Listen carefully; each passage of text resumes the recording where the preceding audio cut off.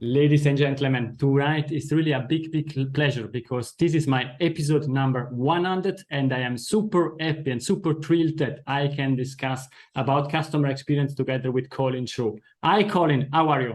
I'm great, and congratulations on 100 episodes. That is a really good milestone. It's not easy doing 100. It's easy doing 10, but not easy doing 100. So well done. Yes, and you are doing also great with your podcast. You are already at 200 episodes, but give me time. I will also achieve this target. We will discuss about your podcast a bit later. But first of all, really thank you very much for your time, for being here to discuss about customer experience and in particular about customer science today. Before we deep dive in customer science, we would like to learn a bit more about you. Okay. You are very well known, but I always ask, could you please introduce yourself? So Colin Shaw, I've been doing customer experience work for the last, since 2002. So even before customer experience was being talked about, written 7 books on the subject. Well, I don't know what else there is to say. I've got a family, grandchildren, great, enjoying life. That's great, but I think it's important also to mention beyond philosophy that your company is something that you created the 4th time in a row, the best consulting company nominated by the Financial Times, and you have also an outstanding podcast. Could you please elaborate a bit on that? How can you manage? This is the British bit of me, which is trying not to blow my own trumpet, as they say. So Beyond Philosophy, we started 20 years ago. As you mentioned, it's now been recognised by the Financial Times as one of the best management consultancies for the last 4 years, which is really good. The podcast is called The Intuitive Customer. We've been going for nearly 5 years now. So we've done, I don't know how many episodes, probably around 250 odd episodes. But so The Intuitive Customer, where we talk a bit more about lots of advanced stuff on customer experience and some of the things I think we're going to be talking about today. Yes, thank you very much. You are mentioning we are discussing, perhaps could you also mention something about your colleague, Professor Ryan Hamilton? Yeah, sure. Yeah, so Professor Ryan Hamilton, it sounds very grand when you've got a professor on your show. But Professor Hamilton and I wrote my last book together, or our last book. He co-authored it, called The Intuitive Customer, which is the name of the podcast, obviously. And we had such a good time in him telling me stuff, me telling him stuff. And he used to be a stand-up comic. So it's an unusual combination. So we have a good time just chatting and laughing and joking about together. But he teaches consumer psychology at Emory University. He teaches MBAs and all stuff like that. So a very clever guy, but also very funny. So we have that interesting combination of having a good laugh, but also learning a lot at the same time. And he comes at it from a very, as you would expect, a very academic perspective. And I come at it from a very business, practical perspective. And therefore, the two things we think is an ideal combination. Let's tell me the perfect combination, because your podcast, The Intuitive Customer, is the best podcast in customer experience. It's not me telling that, but it's all the audience, all the listeners that you have. I am dreaming of achieving such great targets, but you are doing really a great job. Thank you. I love your podcast. On Sunday, when I go out for jogging, then it's always the first podcast I am listening to. Great, good. Well done for jogging and well done for listening. Thank you very much. You mentioned also something. Beyond Philosophy is there since 20 years. And before starting Beyond Philosophy, you had a really senior role in corporate life. How did you decide to move from corporate life into Beyond Philosophy? It was a very interesting process, particularly for my wife, because I was earning lots of money in a very safe job. And suddenly to decide to leave it and start on your own and not know whether the book that you've just written is going to end up in some of these bargain basement stores is interesting. So the long and short of it is, I don't want to bore people, but my boss had said something to me back in 1998, should I say, which was he wanted me to improve the customer experience. And those days, people didn't know what a customer experience was. So I went away, started thinking about what is a customer experience, what does it mean, how do you go about doing it? Well, we spent sort of 3 years putting together a program. Some things worked, some things didn't. Learned from both of them. And then I decided that I thought that customer experience is going to be important. So decided that I should leave and take a gamble and start Beyond Philosophy. So it was literally me and another guy at the time. And I have to say it was probably one of the best decisions that we've ever made. But it was a bit daunting at the time, as you can well imagine. No, but I think that's a great story, that it's not so easy from the beginning, but now you are playing. We discussed about the Champions League earlier, but sure. It's really, it's not only the Champions League, it's really the Soccer World Cup, because you sure. are working everywhere, and it's really great what you are doing. And based on that, I would like to understand a bit more about you. And therefore, the question, which values drive you in life? Interesting question. I think the first one is family comes first. So I'm a big family man, and whenever anyone has any problems within the team and it's to do with family, that I think comes first. I think from a business perspective, there's one phrase which I use a lot, which is none of us are as clever as all of us. And I do a newsletter on that basis as well, which is sharing other people's insights. So that's basically saying, I don't have all the best ideas. Everybody's got lots of great ideas, and it's the combination of those ideas that give us the power. And the third part, I think I would say is just about challenging. And I like a good debate and a good argument. To learn other people's views, because again, I think if you can learn other people's views, then you get to a better position. And by learning, I mean, it's a bit like I talked about the podcast. You know, one of the things I enjoy about that is learning from Ryan all the academic side, and then going, okay, well, that's interesting. How do you actually do that at a practical level within a company? And that's the interesting bit. So much so that really we named the company that way. So Beyond Philosophy is trying to say it's okay, you know, you need a philosophy, a strategy, a thought, but you've got to go beyond it and do something. And it's in the doing that you get results. Just talking about it, you're not going to get any results.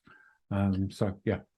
And I think what you are saying, it totally makes sense, because nowadays a lot of people are talking a lot about customer experience, but not everybody is doing it in a proper way. You are mentioning also in your podcast that the satisfaction of the customer, the level of satisfaction is decreasing and decreasing over the years. It's incredible. Yeah, I mean, it's and these are American figures, obviously, but there's a thing called the American Customer Satisfaction Index, and it's now at the lowest point for 17 years. So think about that. So all the time that there's been this focus on customer experience, it's at the lowest point. Now, you could turn around and say, well, that's because of the pandemic. And well, no, it's not, because if you look at their statistics, and we had the guy on the show recently, the guy being the president of the company that does this, he tells you that something like only 30% of organizations between 2010 and 2019, that's pre-pandemic, improved their customer experience. Only 30%. So that means 70% didn't.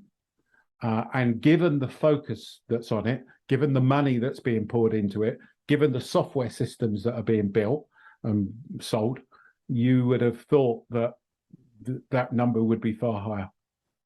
Exactly what you are saying. I think it's something that we are also facing. It's US, it's Europe, it's Switzerland, it's UK.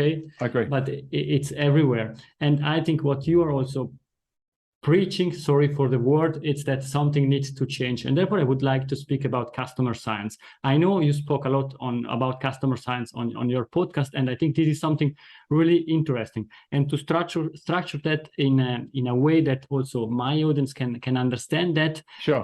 I start with the question, is there a silver bullet in customer experience? No. Next question. No, there is no silver bullet in customer experience. All there is a lot of hard work across many different aspects of it. Unfortunately, people want a silver bullet, and I think that's part of the problem, to be honest with you.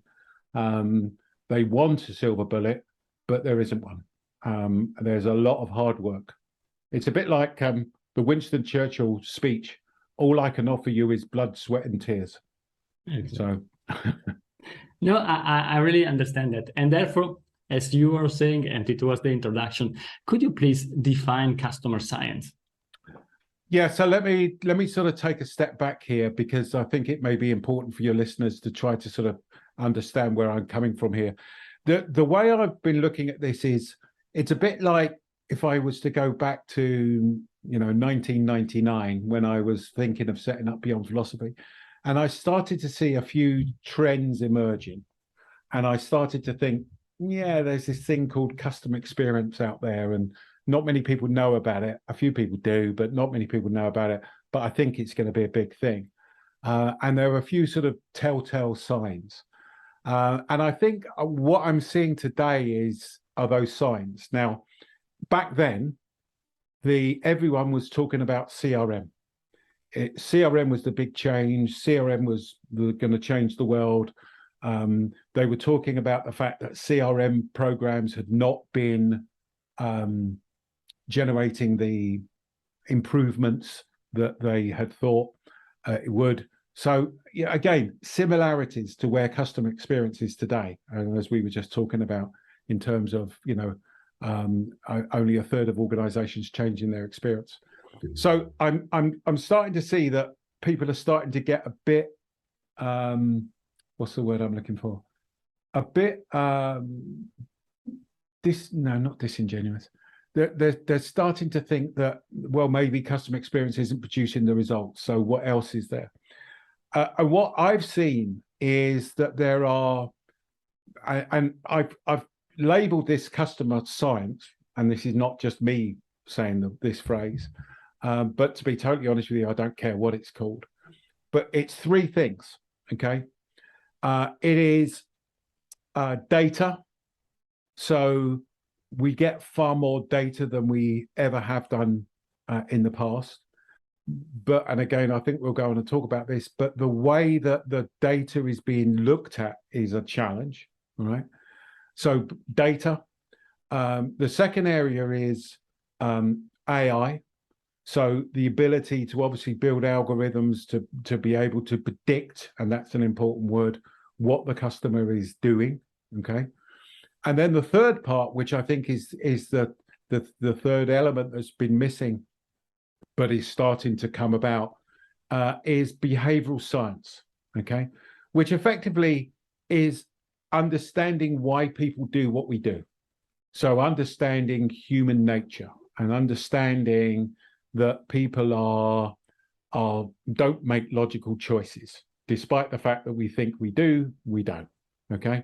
And those three things are starting to come together. Now, it's a bit like the iPhone, all right? No one ever said, I want an iPhone, okay? But what Steve Jobs, and I'm not trying to equate myself to Steve Jobs, but what Steve Jobs talked about was, he suddenly saw, well, there's GPS, there's small computers, there's social media and all that, and those are coming together. And that, for me, it's this whole area around data, the fusion of data, AI, and behavioral science. Now, and let me be clear, I don't think that I'm not saying this is going to happen by the end of this year.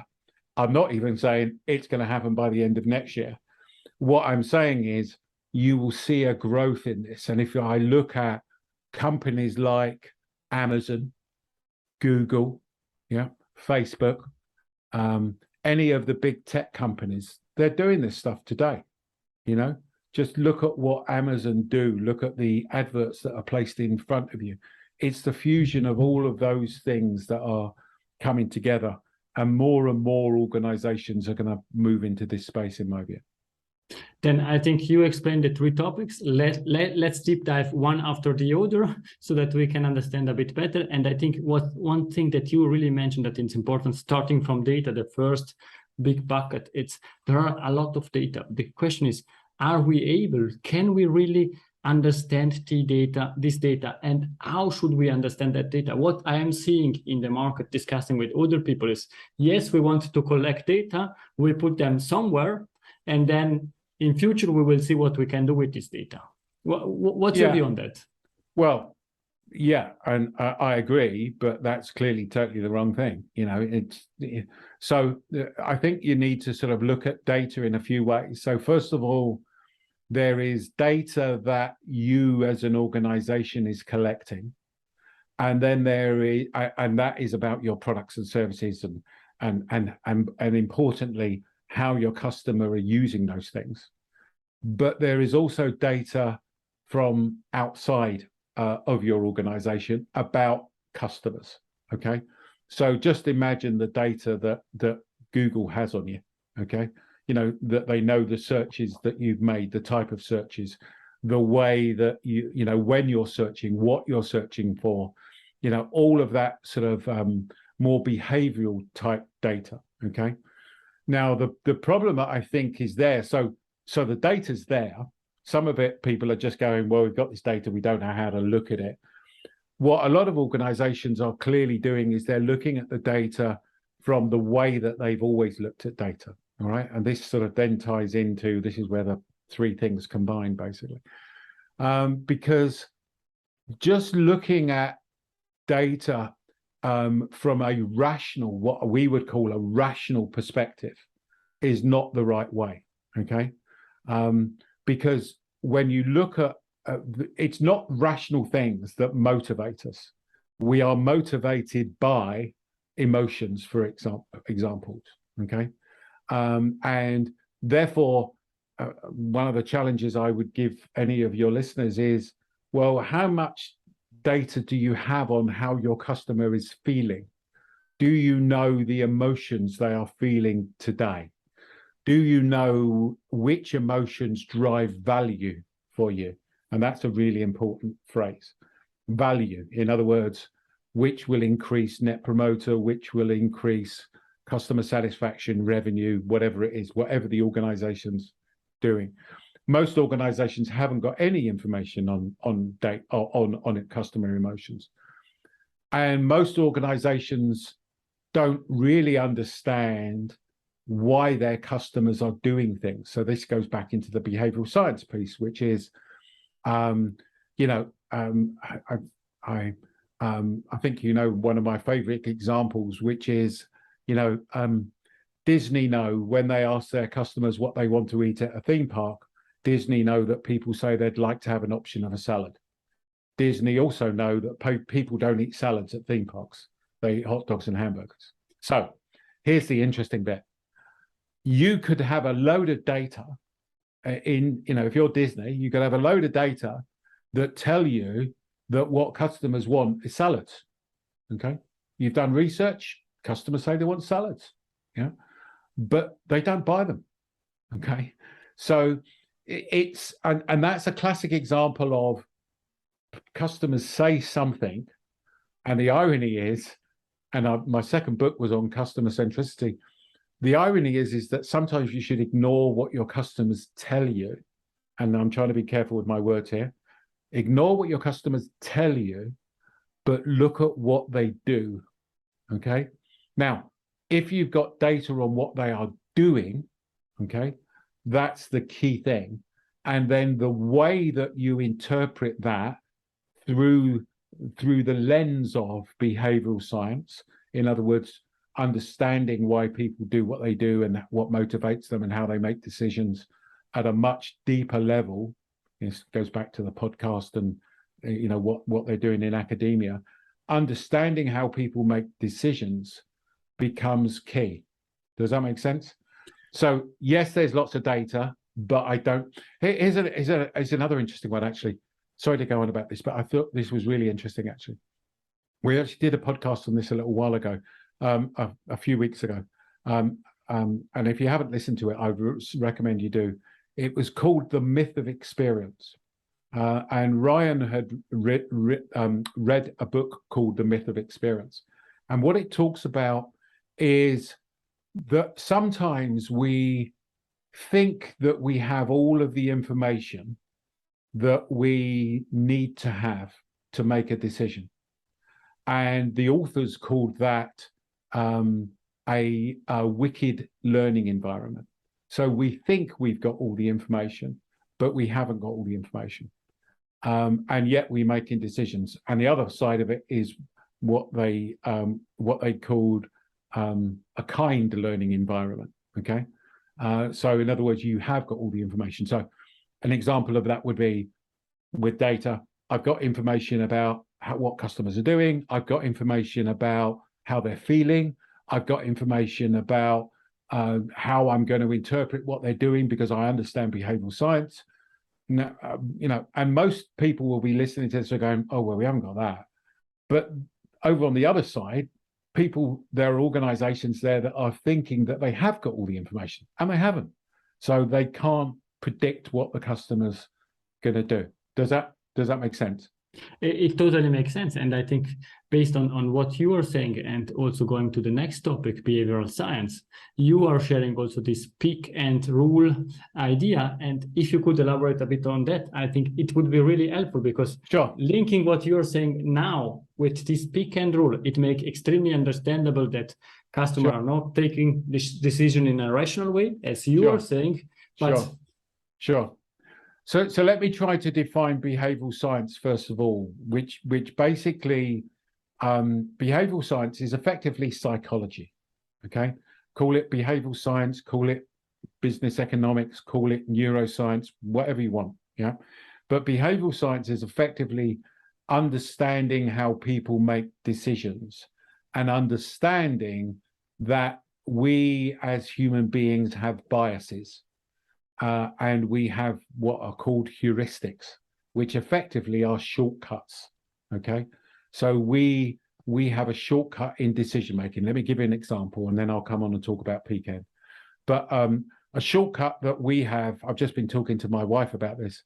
We're having some work done around the house, and we will always get 3 quotes. We always get 3 quotes on any work we haven't done. We never go with the most expensive. We never go with the cheapest. We always go for the one in the middle. Now that is a heuristic that, in other words, a short way of making a decision. Okay, and there are literally hundreds of these things that we use. So behavioral science is effectively understanding how people behave and why they do things. Now, one of the biggest influences and I find this subject fascinating, and this is probably the biggest thing I've learned in the last 15 years, is the effect upon memory. And this is where the peak end rule comes in. So, and this is where I think this is really, really, really fundamental, right? So, and let me try and ask you a few questions. So, tell me about one of the best restaurants you've been to. What's one of your favorite restaurants to go to? Oh, that's a difficult question, but there is one next to our home, and we are going there, my wife and me, when we have somebody taking care of our son, and therefore I really like to go there. Right. Okay. And why do you like going to that restaurant? It's because I have time with my wife, to be honest. Okay. So let's sort of take a step back and think about that. So the first thing is when I'm asking you that question, what you're immediately doing is using your memory. And I'm sure in your mind, a picture of that restaurant came up in your brain, and maybe the last time you went, and also what you feel about it. Okay. So the interesting thing here is that if you think about it, customer loyalty is a function of memory.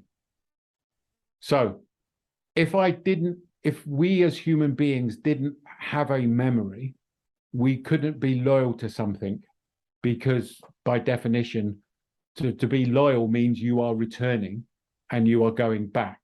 And by definition, you're going to that restaurant because you want to be with your wife and have some time, etc., etc. So customer loyalty is a function of memory.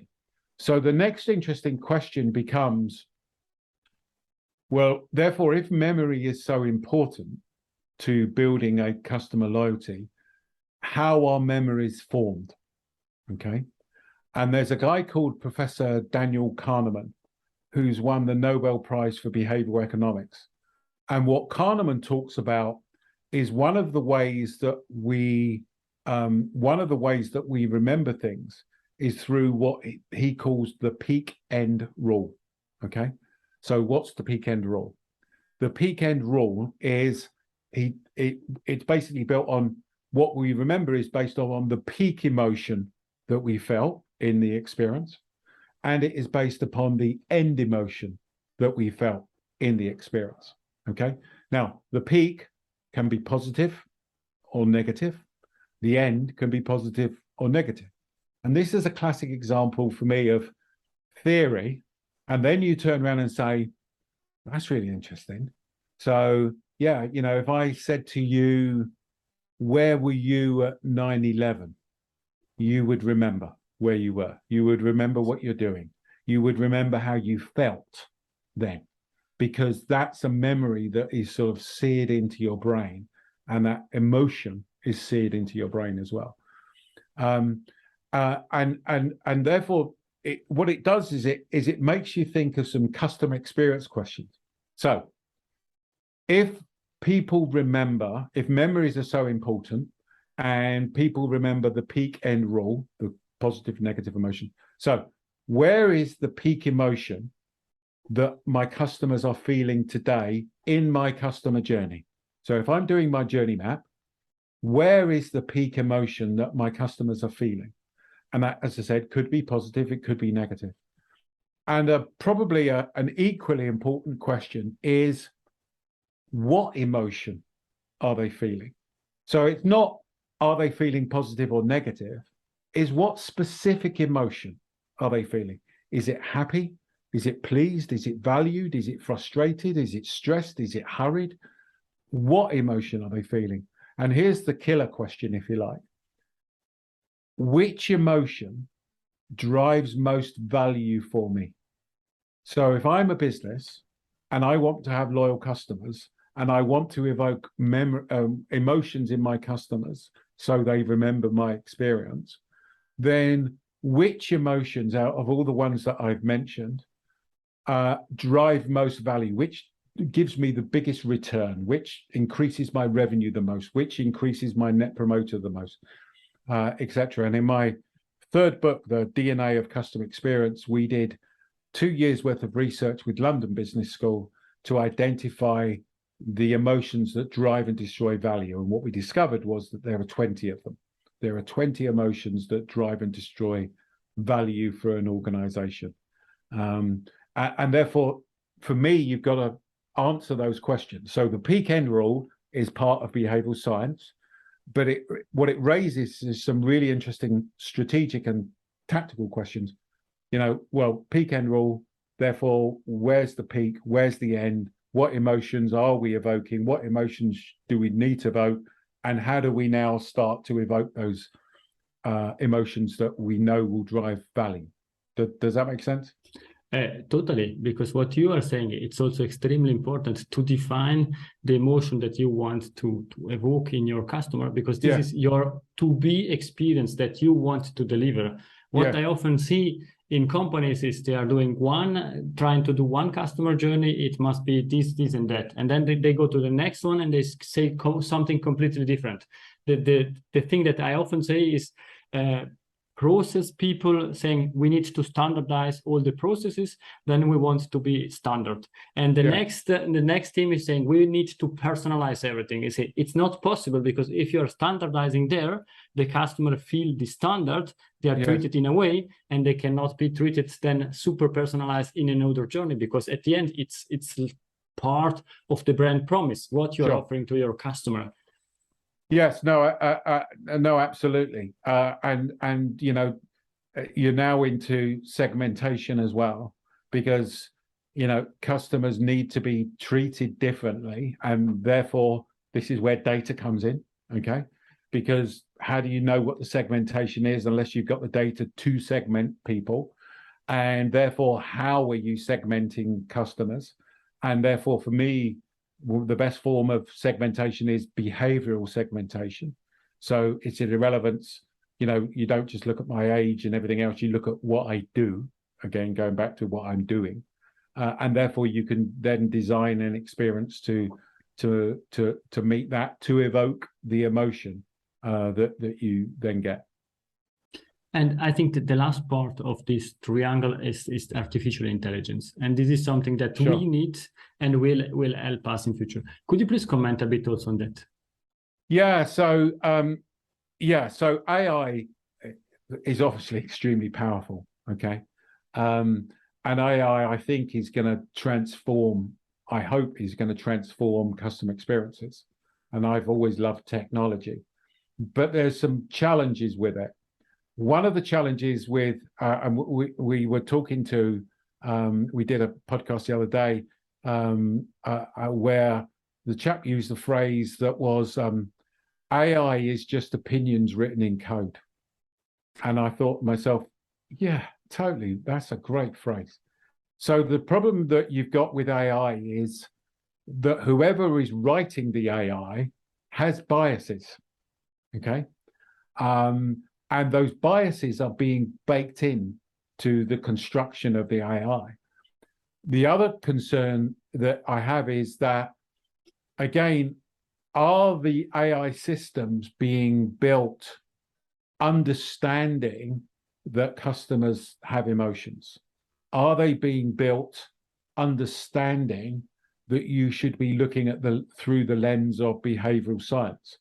And the answers to both those questions is mainly no. Okay. Again, some of the more advanced organizations, the Apples, the Amazons, the Googles of this world, are absolutely doing those things. Okay.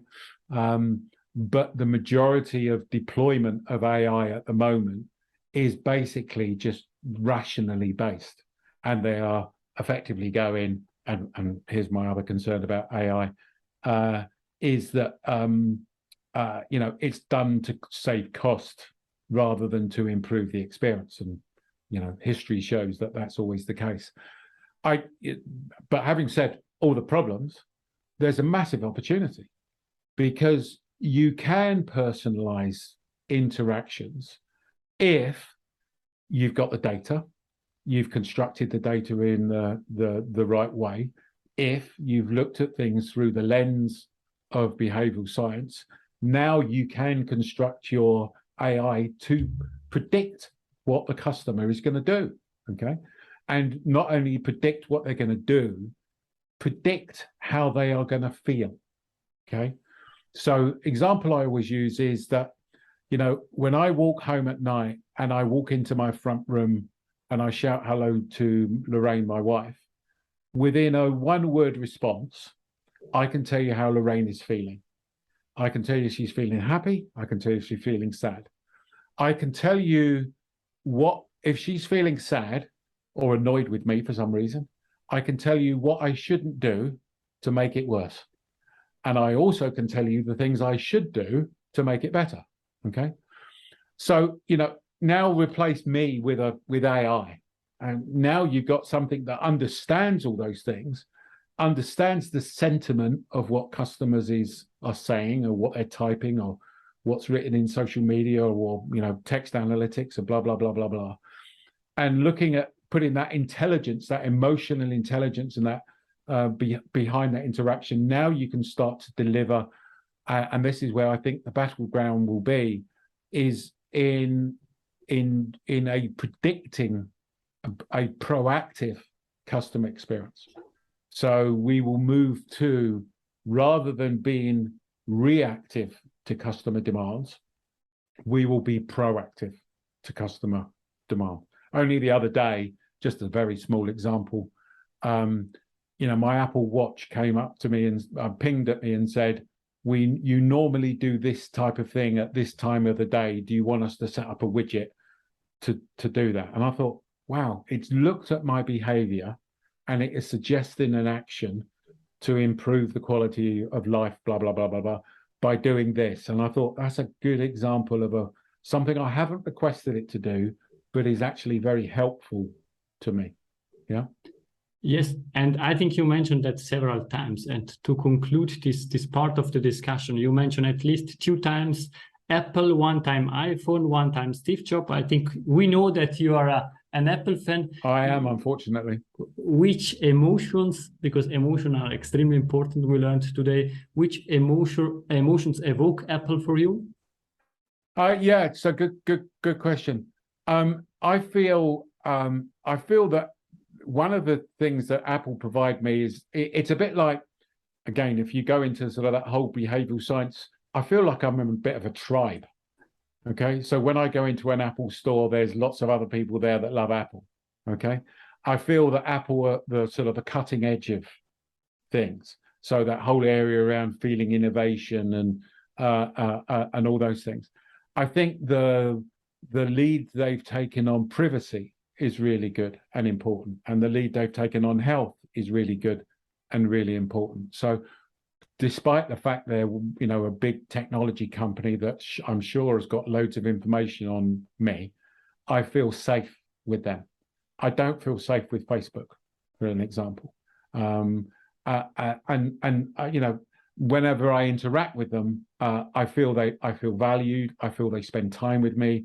I don't think they're trying to convince me to use their products and services, and all those things. So I do bang on about I love Apple. So. Thank you very much. We spoke already about the future of customer experience, it's customer science, but now we close our eyes for 3 seconds and we are in 10 years from now. What we are discussing about? I think what we're discussing is customer science. And I think what we're discussing is how we're building proactive experiences.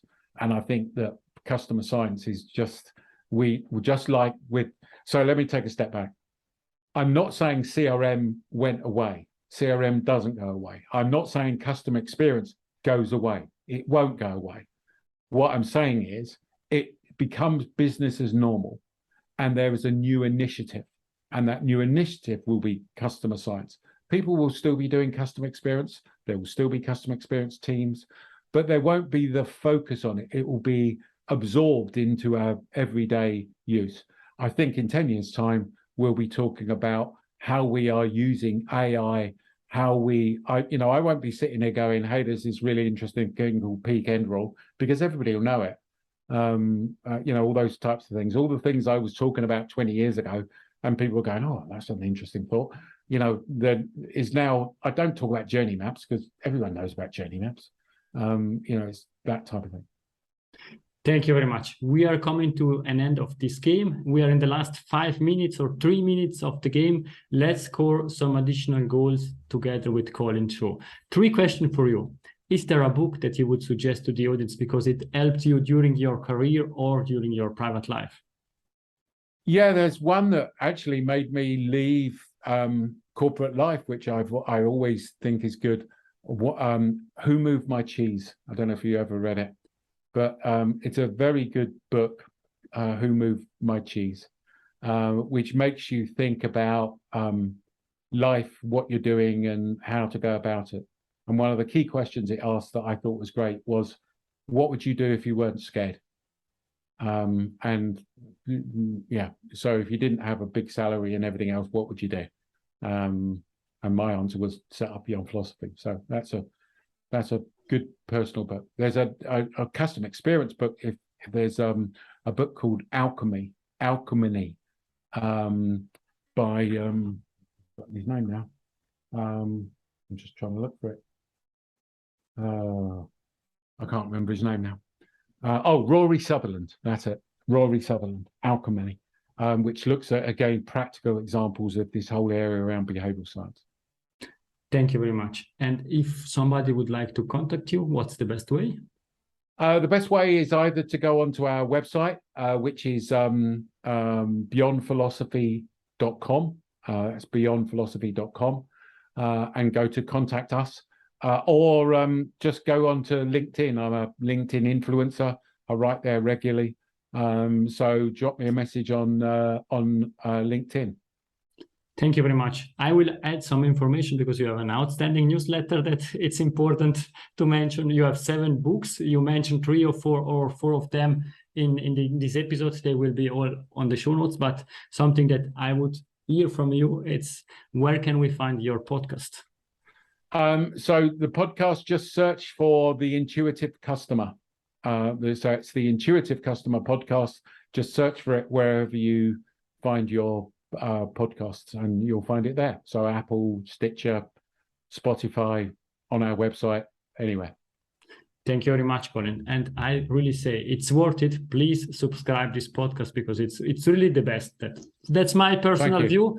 And therefore, I invited you also for this episode number 100 because I really enjoy listening to what you're discussing with Professor Ryan Hamilton. It's outstanding. And now we are coming to the last question is, Colin Shaw, Golden Nugget, it's something that we discussed or something new that you would leave to the audience? Yeah, I would really suggest that you look into this whole area of memory. I've even thought about writing another book on it. We've actually just doing a mini series on the podcast about memory. But really look into this whole area of memory, because when you think about it, we are affected in our decision making by what we remember. And I really don't think there are enough people out there thinking about the effects of your memory and how that influences your behavior and what you're doing and stuff like that. So really take a look at the whole area of memory. Thank you very much, Colin. It was a great pleasure to have you on the Customer Experience Goalkeeper podcast. Thank you very much for your time. It was a pleasure. Thank you very much, and well done on the 100th episode. Really, really good news. Thank you very much. Colin, please stay with me. To the audience, it's everything. Thank you very much. If you have feedback, please let me know or let Colin know. We are happy to have a discussion, and we always are happy to get feedback. Thank you very much.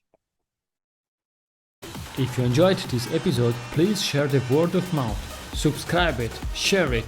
Until the next episode, please don't forget, we are not in a B2B or B2C business, we are in a human-to-human environment. Thank you!